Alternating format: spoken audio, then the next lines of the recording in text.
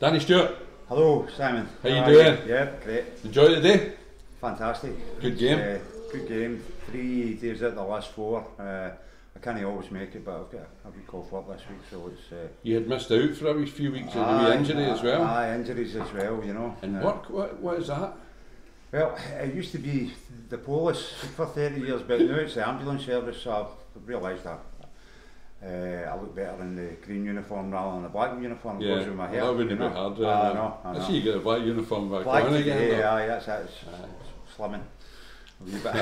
You enjoying the walking football? I love it. I'd be here every day if I could make it. Danny, you played football with the police and you played football your whole life as far as I'm aware. It's always quite been a good standard. Aye.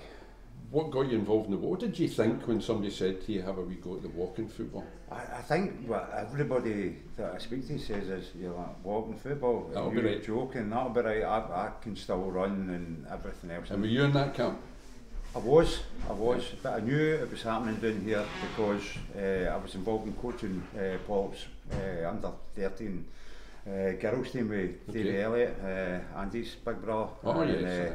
so I knew it was happening, and when I kind of gave that role up, I thought I need to play football. Do something. It's always been in my life. With lockdown and everything that came with that, and it made it difficult. And now I have to realise that, you know, I'm not going to make every session, but I'm there every time I can because it just matters. Right. A brilliant bunch of guys. So when you first heard of it, you thought it wouldn't be for you, it would be slow? I thought it would have been a lot slower than it is. But what age are you, Danny? I'm almost 53, so 52. Right, so you're one of the younger players. I'm one of the younger players in the team. Yeah, so it's quite... I was trying to explain this to somebody today, Big Joe that you brought along today. I was trying to explain to him that there's different levels and that it's quite intense at that 50s. Is that how you found it? It is, especially in the tournaments, it's quite hard going. It's quite really competitive, but that's brilliant. The more competitive it is, great. You know, I don't mind like the day, you know, taking it easy with some of the older boys and whatnot, but when it actually comes down to things that matter. Was that you taking it easy today, was it? Taking it easy. Right, because it just looked exactly the same as it always looks. Well, you should always tell me the truth and everything else, you know. When the ball went out, I would say it, and when it hit, you know, it was too high or whatever. So, but, you know, like, for me, this is something I wanted to bring to Pollock. That'd be over 3 years ago when I retired. Yeah. I'd say to Andy, look, we really need to get the community side of Pollock United going, so it would have been about, you know, like walking clubs, walking football, basically cooking, all those things, everything. We've got this facility here in the hub. We've now got yoga. Yeah. We've got Memory Scotland, which you'll be in soon probably. To help people cognitively. Yeah, if that's a word. Yeah, no, it definitely is a word. We understand it anyway. I'm a bit of a psychologist. Oh. Believe it or not, seriously. Yeah. I'm not kidding. Okay. I've got a certificate and everything.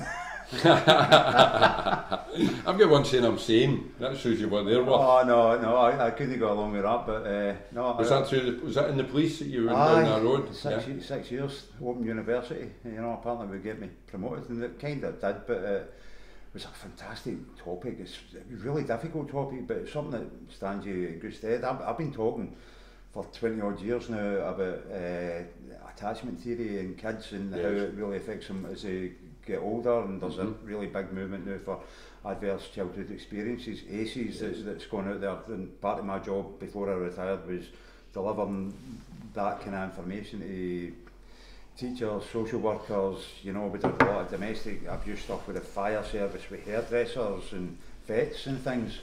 Normally in here we try and stick to football, right? But I'm going to make an exception here because you and I have got a crossover here with the work that I'm doing with LEAP, which is a law enforcement action partnership, trying to rejig our drug laws, which some of us believe are the cause of the drugs problem rather than to do a solution. And the work that you did latterly in the police with the violence reduction unit feeds into that perfectly in what you're saying just now. Absolutely. Yeah. I think, you know, we've had this war on drugs for 50 years and nothing's really happened. We've got more people dying every year in Scotland than anywhere else per capita a drugs test. You know, and for me, it's quite basic, but a lot of people don't seem to get it. We have a real lack of hope in this country because of the amount of poverty we've got, the amount of inequality. We're one of the richest countries in the world, but so many people are struggling. And for me, that's my thing, and my big mate there will tell you, I never stop talking about this, you know, until we talk about improving the attainment gap in schools. We ain't never going to do that until we actually change the lives of kids when they're not at school. Putting extra money in it, it's a drop in the ocean, you know.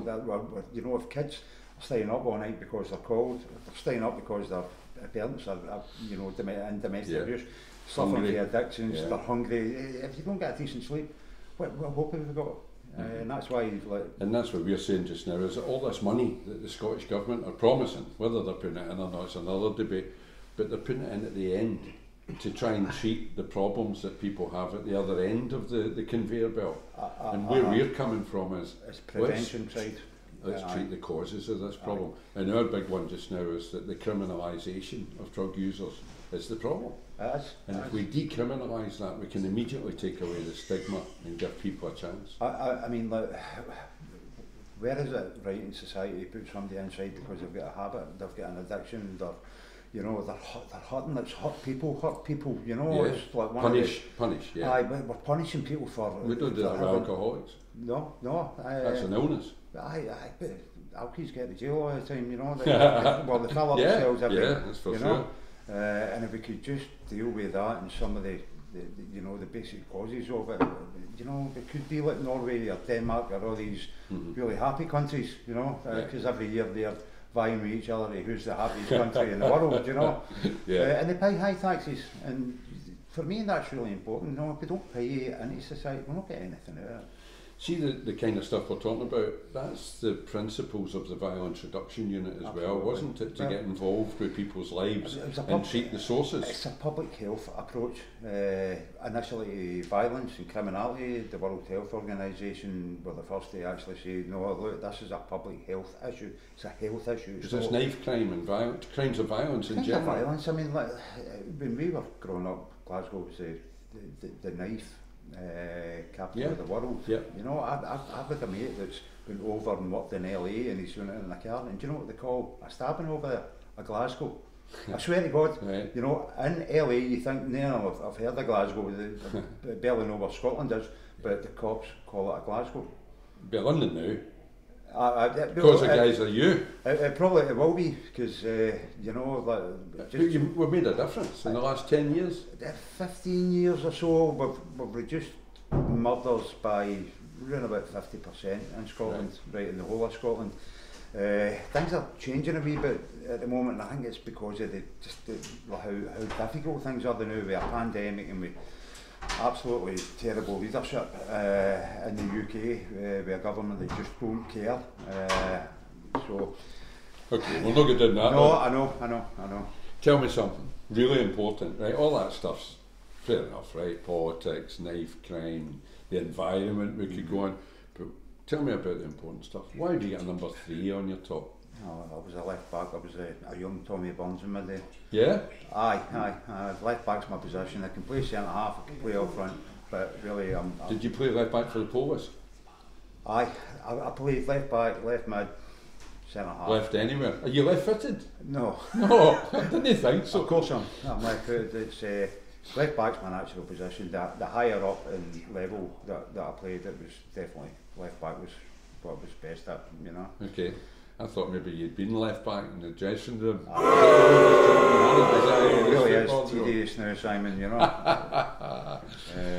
So the walking football, competitive for Pollock, you've been playing? Yep. You think you'll make the squad this year, Dan?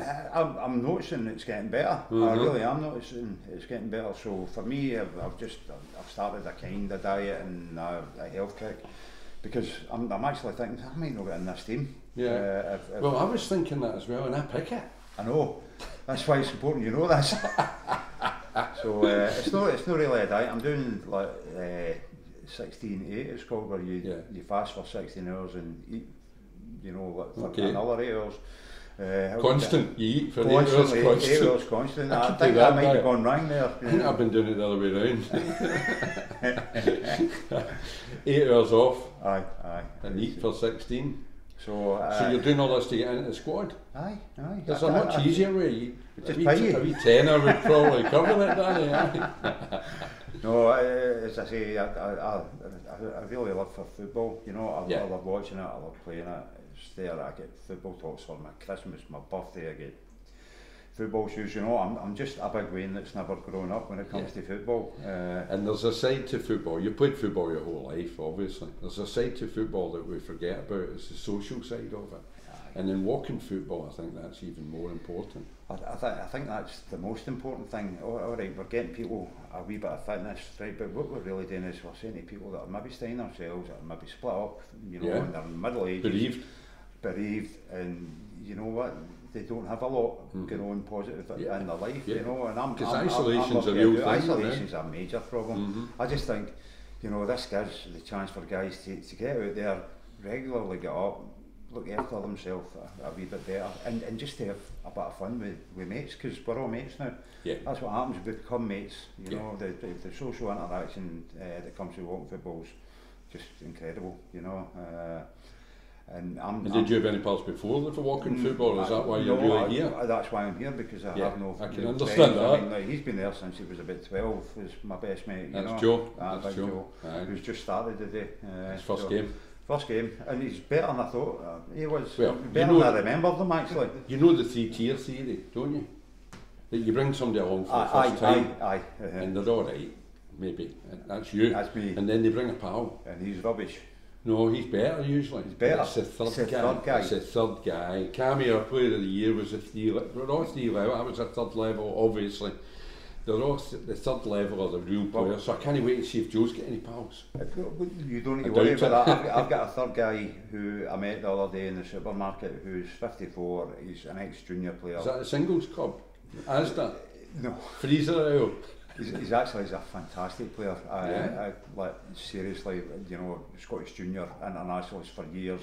Just one of the best players. You'd get in the squad, wouldn't you? Aye, but do you know what he said to me, Simon? No. He's like, home football, I can't tell any of the boys that. Yeah, that's the stigma, isn't it? Aye, so there is something there until you come along and until you play, and then you go, no, this is fantastic. Real. Yeah, it's football. Aye.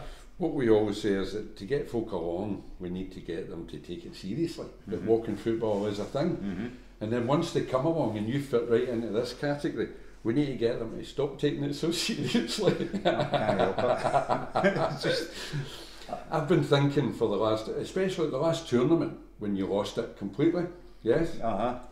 And I was thinking, how can I help Danny here, the anger management here, you know? But Joe told me today, your pal Joe told me today, he's been like that since primary 7, so I can gear up on that. That's when it comes to... When you cross that white line. When I cross the white line. Yeah. I'm Willie McAdam. He's Danny's the nicest guy you'll ever meet, but see when he crosses that white line, just leave him. There's a lot of us like that, isn't there? And I'm just the same, No, I think when it's like just like non-competitive, like it is a day a wee bit, you know, like then I'll no do it and silly and I'll no get annoyed, but as soon as it's an official match, it just happens. Yeah. I can't help it. Fair enough. Let's hope it never changes then. No, it won't. That's what reminds us that we're alive, isn't it? Danny, we could talk all day, especially about the other stuff, about I know. The crime. Maybe we'll do that on a separate programme. Happy to do that. Thanks for that. Brilliant, Simon. Cheers.